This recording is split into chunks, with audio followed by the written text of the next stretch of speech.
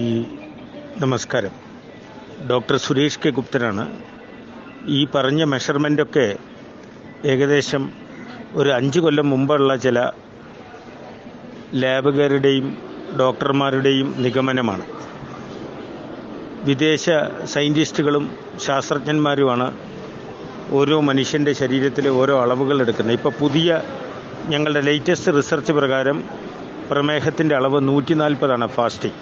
200 മുകളിലുണ്ടെങ്കിൽ മാത്രമേ ഭക്ഷണശേഷം ഞങ്ങൾ പ്രമേഹ രോഗിയായിട്ട് സംശയിക്കുന്നുള്ളൂ. സംശയം മാത്രമാണ്. അതുപോലെ HbA1c ഞങ്ങളുടെ ലേറ്റസ്റ്റ് റിസർച്ച് പ്രകാരം 6 7 മാറി ഇപ്പോൾ 8.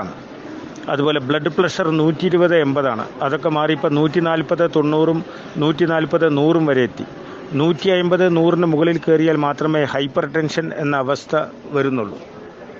അതുപോലെ സോഡിയത്തിനും പൊട്ടാസ്യത്തിനും